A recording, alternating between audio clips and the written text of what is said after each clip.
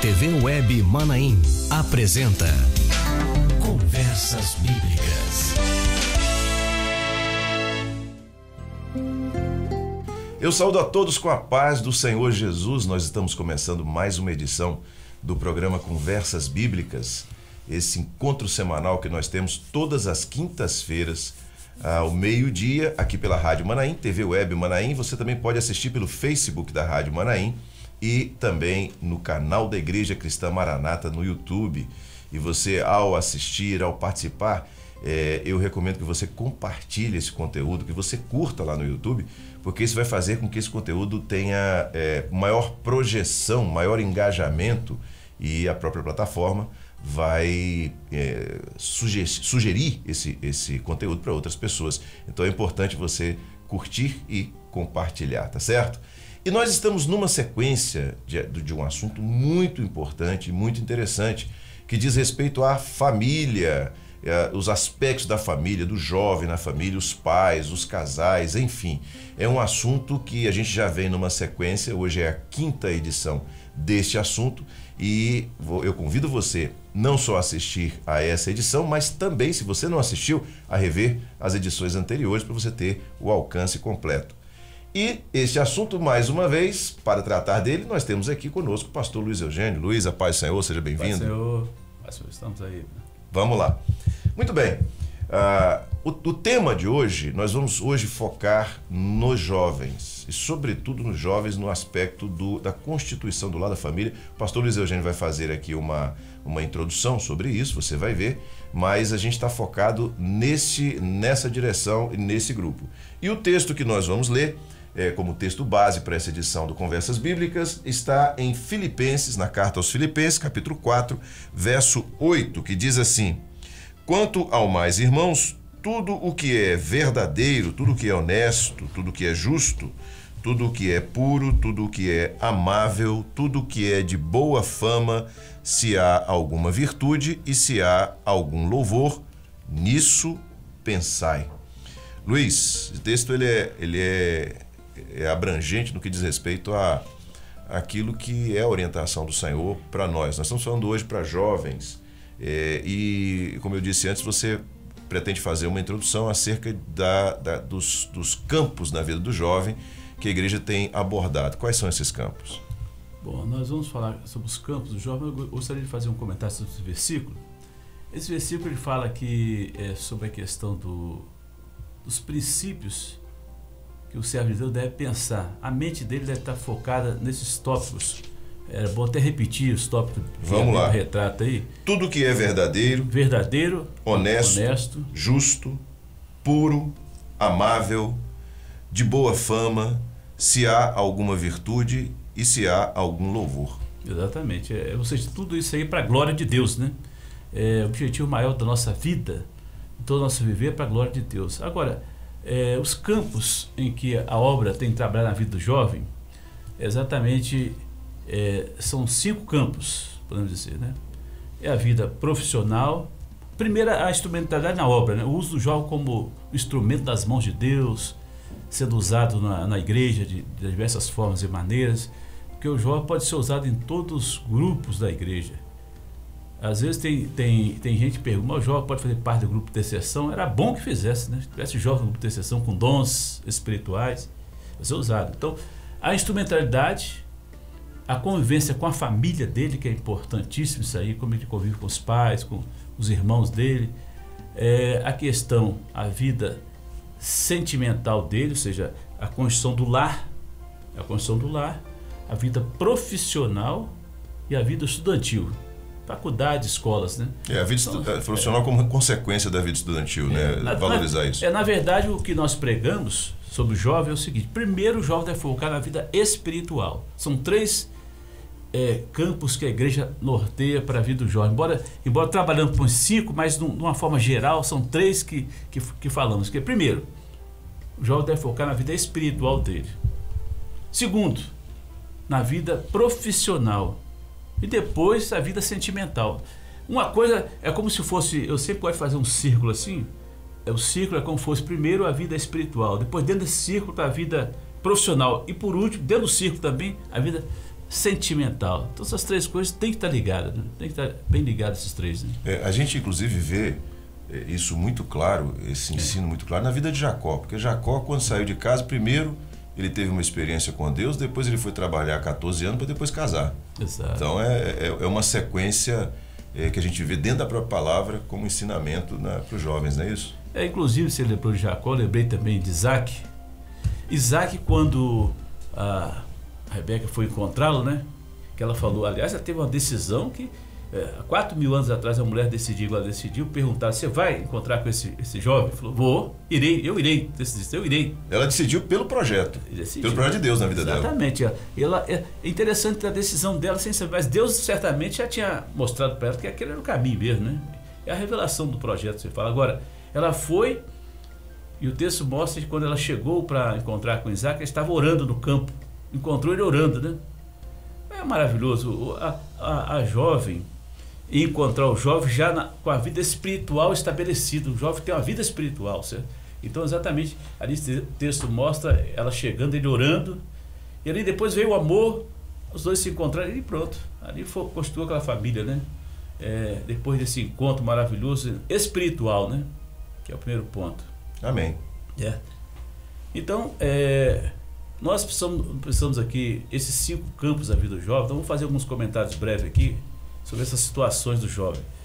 Mas vamos aqui comentar sobre a parte do namoro que nós ensinamos. Rapaz, a turma está querendo saber. Está querendo saber, exatamente. Como é que é o namoro, noivado e casamento? A questão do namoro, esse termo namoro não tem na Bíblia, né? Não existe termo namoro na Bíblia. A Bíblia fala em casamento, namoro não tem esse termo namoro. Agora, esse termo, a questão do namoro na obra, é como nós falamos, focando sempre nesses 3 tópicos: espiritual, profissional e sentimental.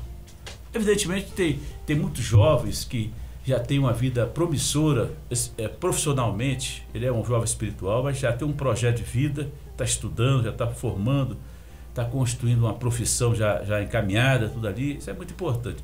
Agora, a questão é o seguinte: a questão do jovem, o jovem, quando pensa em namoro, tem que pensar na seguinte coisa: vai atrapalhar.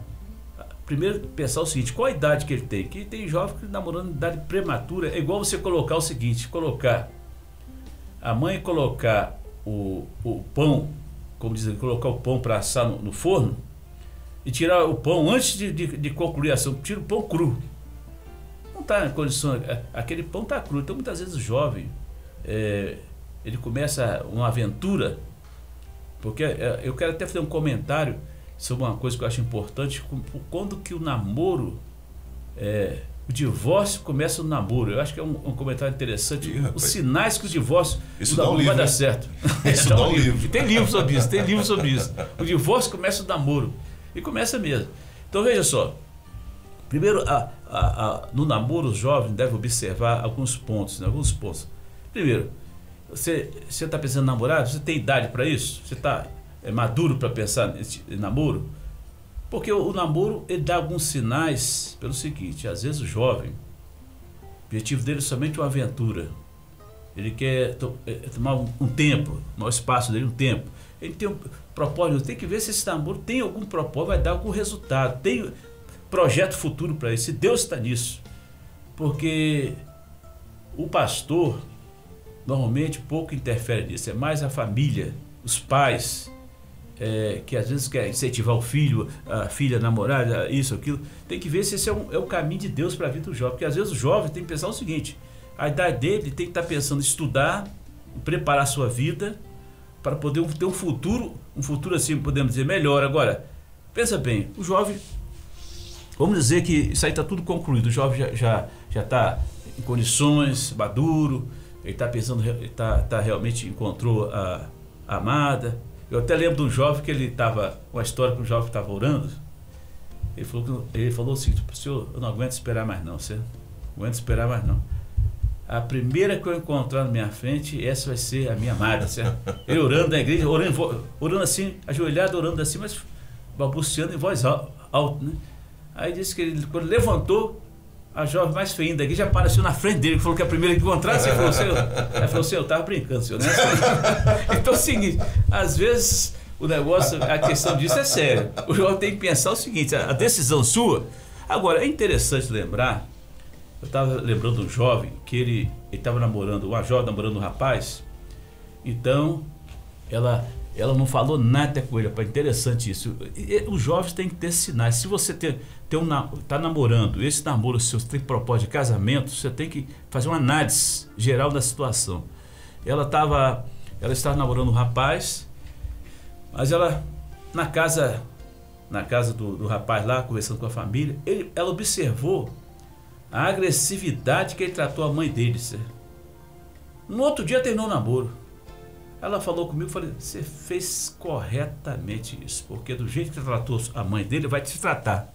Então, as jovens já tem que fazer essas observações, tem que estar observando tudo isso, porque isso aí vai ser o futuro dela. Certo? E que, se não, ela está entrando num caminho, diz o provérbio, né, que o caminho da virgem com o homem é desconhecido, né?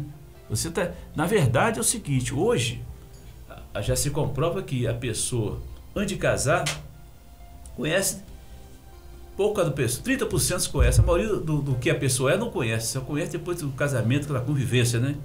Você vai acordar com a pessoa com uma cara amarrotada, com um monte de coisa lá que você não sabia antes. E é interessante lembrar o seguinte, às vezes, durante o namoro, as pessoas, é natural, né? O ser humano quer mostrar o melhor dele, esconde muitas coisas, a gente esconde doenças, esconde problemas sérios que ele tem, que vai revelar depois de casar, que vai gerar um sério problema depois, né?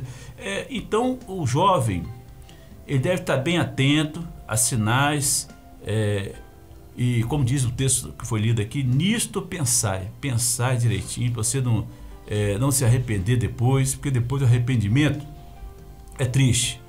Agora, veja só, a Bíblia recomenda algumas coisas para o jovem que pensa aí. Primeiro, aqui em 2 Coríntios 6,14 é o seguinte, não prendais a um jugo desigual. Você sabe que a Bíblia já recomenda isso, para que você vai entrar no jugo desigual? O jugo desigual, o que é? O jovem, ele não crê, não tem a mesma fé sua, você vai entrar nesse caminho. Eu acho interessante, Luiz, desculpa te interromper aqui, mas explicar essa questão do jugo desigual. O jugo é aquela peça de madeira que é colocada sobre os bois, sobre um par de bois, né, sobre aqueles 2 bois ali, para o exercício de um trabalho no campo, né? Então, quando a palavra fala em jugo desigual, o que vai acontecer, se o jugo for desigual, a carga sobre um vai ser maior do que a carga sobre o outro. Vai haver um desequilíbrio, vai haver lesão, vai haver dor, pode acontecer problemas mais sérios ainda. Então, só para os irmãos entenderem o que é o jugo desigual, quando a Bíblia fala, é uma metáfora, bom, muito bom. Para se entender isso. É aquela estrutura colocada sobre os bois, e ali o ideal é que ambos dividam o peso para carregar, e quando você tem uma situação como essa, acaba pesando para um e não para outro. É o caso que você falou aí, né, quando a pessoa, um dos dois não tem a mesma fé, e aí o outro tem que carregar aquele peso, né, às vezes pelo resto da vida. Exatamente, eu estou falando aqui da mesma religião, mesma fé, né? Religião é uma coisa, mesma fé é outra coisa. Então, observa bem a questão do jugo desigual.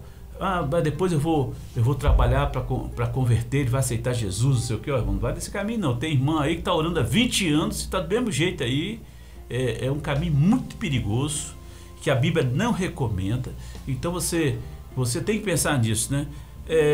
Outra questão importante, que diz aqui em Salmo 119:9, diz assim, como purificará o jovem do seu caminho, observando conforme a tua palavra. Então, o jovem, ele deve trabalhar o espiritual, como diz o texto em Salmo 119:9, observando a tua palavra. O salmista diz assim, escondi a tua palavra no meu coração para não pecar contra ti. Então, se você observar o que está na palavra, a palavra de Deus tem orientação para tudo. Para o jovem tem orientação para o jovem, mas não tem orientação para o namoro? Tem também. Não precisa falar em namoro, assim como a Bíblia não fala em trindade também, mas está escrito na Bíblia sobre trindade. Fala sobre o Pai, o Filho e o Espírito Santo. Então, o jovem tem que observar essas questões. Por exemplo, aqui, Segundo Timóteo 2:22, diz assim: foge também dos desejos da mocidade. Então por quê? Não confunda atração física com amor. São coisas diferentes, né? A pessoa tem atração, a pessoa não tem intenção nenhuma, não tem amor, tem nada. Às vezes alguns até mesmo namoram, porque quer uma companhia, quer estar ali conversando, mas não tem intenção nenhuma e está trazendo um prejuízo para aquela pessoa. Às vezes alguém está se apaixonando realmente por aquela pessoa ali, depois o término traumático, né? Uma dor muito grande no término e tudo aquilo ali. Então, você tem que lembrar de tudo isso. A palavra também recomenda o seguinte, segundo Timóteo 1:12, o apóstolo Paulo falando de Timóteo, e Timóteo sempre lembrando: eu sei quem tem crido. Você não pode negociar os princípios da sua fé. Se você está namorando com alguém fala assim, você vê assim, ó, se você não fizer isso comigo, você não me ama. Isso aí está querendo que você quebra um princípio bíblico para atender um desejo dele. Ó, você não, e essa pessoa não te ama. Ela quer aproveitar de você e destruir até a sua vida. Sua vida. É um momento de fragilidade, né? A pessoa está. Isso mesmo. Então, exatamente. Não, eu sei quem tem crido. Então, a sua fé, você não pode negociar a sua fé por nada. A negociação da fé, eu sempre conto a história da minha esposa, de quando nós estávamos noivos. Estava noivo não, começando a namorar, estava namorando, e eu estava no Oriente Médio trabalhando lá no Iraque, trabalhava no Iraque na época, né? Então, na época, ela veio teve uma experiência forte com a igreja Maranata. O senhor falou com ela, teve uma experiência forte. Aí ela mandou uma carta para mim, que naquela época era carta, não era WhatsApp, ter no celular, não tem isso, né? Então, olha só, mandou uma carta para mim o seguinte: ó, eu tive uma grande experiência com Deus na igreja de Maranata. Eu sei que você não conhece a Maranata, né, na igreja de Maranata, mas é o seguinte, eu vou te falar uma coisa. Entre escolher você e a experiência com o seu Jesus, eu te amo, mas eu prefiro a experiência com o seu Jesus. Aí, claro, eu passei a amá-la mais ainda, porque a mulher decidida faz o marido, o homem, amá-la mais ainda e gostar mais dela. Então, o que aconteceu? Eu estava no exterior, eu vim para o Brasil, nada de terminar o namoro, é que eu passei a gostar. Casamos, aliás, casei da Maranata, sem ser da Maranata. Casei da Maranata, sem da Maranata. Agora é interessante lembrar que o importante é você casar com uma pessoa com princípio de fé, mesma fé sua, crer no seu Jesus, tudo. Então, essas coisas você não pode negociar a experiência sua com Deus, nada. Nem o seu amor pelo o seu querido lá pode atrapalhar a sua fé com o Senhor Jesus, né? Então isso é uma coisa que você tem que lembrar. Existem algumas coisas, nosso tempo é muito corrido, eu tenho que lembrar umas coisas, algumas coisas, por exemplo, o jovem quer casar. Eu vou lembrar aqui algumas coisas que normalmente eu gosto de perguntar ao jovem que ele quer casar. São muitas perguntas, mas eu vou lembrar algumas aqui. Por exemplo, pergunta para ele: vem cá, você quer ter quantos filhos? Ela fala, ele fala, eu quero ter tanto, e ela fala tanto. Isso aqui é para ter equilíbrio entre os dois. Eu pergunto, você conhece? Fale 3 defeitos dela, que ela vai falar 3 defeitos seus. Aí fica com medo de ofender o outro ali, mas falei, rapaz, você vai descobrir os defeitos todinho depois de casar. Então já fala algum defeito, pelo menos 3 defeitos. Às vezes dá até um atritozinho ali, mas é bom. Aí já fala, ela é muito mandona, outro já fala, ela é muito ciumenta, outro já fala, ela é muito não sei o quê, aí já falou, ele é muito bagunçado. Aí começa a descobrir defeitos, porque existem defeitos que já vêm de fabricação, não tem como mudar não. Por exemplo, existem algumas coisas que a pessoa é bagunçada, desorganizada, não vai ser organizado. A pessoa tem aqueles defeitos que até colocamos na ficha do obreiro, o sujeito é afoito, vai ser afoito o resto da vida, não vai ser calminho, tranquilo, não vai ser. Então, existem coisas que você deve conversar. Eu converso com um casal, vem cá, e se seu pai e sua mãe não aceitasse esse namoro, esse casamento, você casaria assim mesmo? A maioria fala que com o pai e com a mãe não aceitando, eles não casariam, não. Então, você vê que é importante a participação dos pais num jovem que vai casar, certo? Todos os pais querem a bênção dos pais ali, os jovens querem a bênção dos pais. Então, são coisas que parecem simples, mas são fundamentais. Por exemplo, eu pergunto para o jovem uma coisa difícil, mas eles têm que responder. O que você faz para evitar a intimidade entre vocês dois?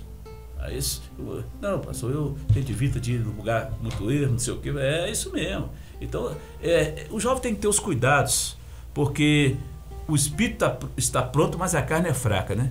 Então, olha só, nós vemos os princípios bíblicos aqui, por exemplo, você vai ver aqui em Salmos, diz assim: esperei com paciência no Senhor e ele se inclinou para mim.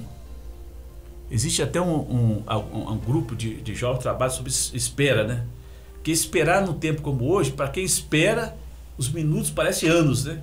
Mas às vezes, meu irmão, você esperar o que Deus tem para a sua vida é o melhor para você. Não se precipite a sua decisão, não assuma. Às vezes tem gente que não quer assumir compromisso, você espera o que Deus tem para você. Na sociedade hedonista, né, que é o prazer, está acima de tudo, as pessoas não querem esperar.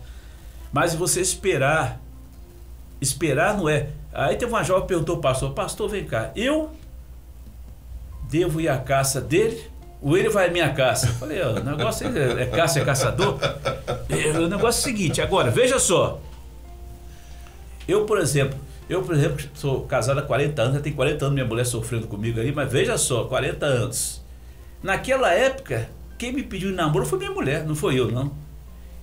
E a jovem tem que mostrar sinais também que quer, que tem interesse. A jovem fica ali, não sei o quê. É uma construção em conjunto, né? Se não for em conjunto, não... E minha mulher é muito recatada, mas ela que na época foi ela que mostrou interesse e eu não perdi a oportunidade. Veja só. Então, às vezes, você também tem que abrir o caminho. Você também... Tem jovem que é muito assim, digamos assim, vulgar, sem vulgaridade, né? Existe aquela questão sem vulgaridade, então isso é muito importante. Então o jovem tem que lembrar disso. Aqui, 1 Coríntios 7,9 diz assim, o apóstolo Paulo diz assim, ó, quem não pode conter-se, casa-se. 1 Coríntios 7,9. Ninguém é obrigado a casar, mas se você tem um projeto de casar, que case, não tem nenhum problema bíblico. Não quer casar, também não tem problema não casar, não. Então acho que todo jovem tem que casar, nem todo. Às vezes não quer casar, ele pode ver a vida com o Senhor Jesus e tá tudo certo, tem que ser. Agora, aqui em Timóteo diz assim, ninguém despreze a tua mocidade, mas ser o exemplo dos fiéis, na palavra, no trato, no amor, no espírito, na fé e na pureza. Então, o jovem, que ele seja esse exemplo de ninguém desprezar a mocidade dele, né? A juventude dele. Porque se ele é um jovem espiritual, que tem esse exemplo de fé, por exemplo, diz aqui, ó, na palavra, ou seja, o que ele fala, não é um jovem que fala... Tem jovem que fala cada palavrão, fala qualquer coisa, é vulgar não falar. No trato, como é que ele trata as pessoas? Trata os idosos, né? Trata as pessoas da igreja, ele tem respeito. Eu me lembro de um jovem que estava na igreja, aí tinha uma irmã sentada assim, ela com pressa passou por cima assim da irmã, chutou o pé da irmã. É um jovem que não sabe tratar as pessoas, né? No trato, no amor, o amor pelas pessoas, como é que ele trata, no espírito, né? Na fé e na pureza. Porque tem pessoas que tudo também vê maldade, tudo, né? Às vezes é a questão de cada um como que ele enxerga as coisas. Então também a palavra recomenda, aqui em Filipenses 3,14, prossigo para o alvo, pelo prêmio da soberana vocação. Você tem que ter um objetivo na sua vida. O objetivo é qual? Qual o seu objetivo? Não, eu quero formar primeiro, eu quero ter um doutorado, ter um mestrado, estar formado no curso, depois eu vou... Cada um tem que ter um objetivo claro na sua vida, para você não atropelar os seus objetivos, né? E diz aqui, ó, Romanos 14,33, tudo que não provém de fé é pecado. Tem dúvida? Não faça. Você tem que estar com dúvida. Agora, para encerrar, tem muitas coisas para me falar, por exemplo, Josias, a questão do namoro pela internet. Eu gostaria de fazer um comentário aqui, rápido aqui, muito porque bom. Nosso tempo é curto. Lembrando o seguinte, eu tenho na minha igreja 2 jovens, por exemplo, casaram conhecido pela internet. Hoje não tem nada de anormal disso. Agora, o que acontece? São outros cuidados. Outros cuidados. Eu estava perguntando para a Jó como é que aconteceu. Não, pastor, eu estava conversando com meu hoje marido pela internet. Aí, conversa vai, conversa vem. Aí marquei um encontro com ele no shopping. Exato, e marcar um encontro num lugar movimentado. Marcou um encontro no shopping. Chegamos lá, conversa vai, conversa vem. Aí ela falou, terminou a conversa, fui para casa, ele foi. Aí, e aí, o que aconteceu? Ele não falou nada, de namoro, nada. Aí eu mandei já que mandou não sei se mandou um WhatsApp, negócio pra ele, vem cá, como é que vai ficar a nossa situação? Ele falou, a mulher decidida, né? Pô, nós vamos namorar, casados, estão casados os dois, né? Então isso aí, às vezes Então, analise o defeito, que eu já falei, a pessoa pergunte, porque sabe, se tem mau hálito, né? Mau hálito, conversa sobre isso, manias estranhas, não gosta, ele às vezes não gosta de sair, você gosta, tem que estar sabendo disso, não sabe, a questão de outra coisa importante, seguinte, gosta de animais, tem mulher que quer 10 animais em casa e o marido não gosta de animal, você vai dar problema isso aí, viu? O problema é se o animal for o marido. Também tem esse problema, é isso aí. Vamos lá, Luiz. É um assunto assim que... Muito complexo. E assim, muito rico, dá para se tratar muitos detalhes e as experiências. Eu sempre digo aos jovens o seguinte, você vê um casamento na igreja, você vê um testemunho de casamento, você tem ali experiências que podem ajudá-lo, né, a viver a sua experiência agora, também. Josias, só para encerrar, eu sei que o tempo esgotou, os 5 campos, né? Instrumentalidade, que é a vida espiritual na igreja, a família, como que ele convive com os pais, os irmãos, a família dele, é fundamental isso. A questão da escola e faculdade, tem jovens enfrentando um grande dilema, porque professores ateus, professor que não crê em nada e quer tirar a fé dele. Lembra do Timóteo, eu sei quem tem crido. Não deixa as teorias de Nietzsche, de Voltaire, de Kierkegaard, que não gostava de igreja, de outros filósofos e teólogos que são contra a fé, tirar sua fé, não. Nem professor ateu tirar sua fé, não. Você tem que ser firme na sua fé. Outra coisa, o trabalho. Vida profissional tem mais de 30 mil profissões hoje em dia, certo? É difícil escolha. Busca no Senhor, você vai te dar uma direção que você deve fazer na sua vida. Não vou para esse caminho, vou para aquele caminho. O Senhor tem orientações seguras por certo dele. E a construção do lar. Olhe primeiro o espiritual para você construir seu lar, porque o seu lar, Deus quer que você construa a família, namore, fique noivo, case no Senhor. E que o Senhor abençoe sua família, né? Amém. Eu vou aproveitar que você terminou falando sobre a construção do lar e convidar você para na próxima quinta-feira assistir a mais uma edição do programa Conversas Bíblicas. O pastor Luiz Eugênio estará conosco e o assunto vai ser exatamente esse: o lar, o casamento, a maneira do dia a dia, do relacionamento do dia a dia entre marido e esposa. Vai ser muito interessante você assistir. Luiz, mais uma vez, obrigado. A paz do Senhor. Eu agradecer. Paz do Senhor a todos também. E assim a gente chega ao final de mais uma edição do programa Conversas Bíblicas. Até a próxima quinta-feira, se Deus quiser. Rádio e TV Web Manaim juntas, anunciando o Evangelho Eterno. Você acabou de assistir na TV Web Manaim Conversas Bíblicas.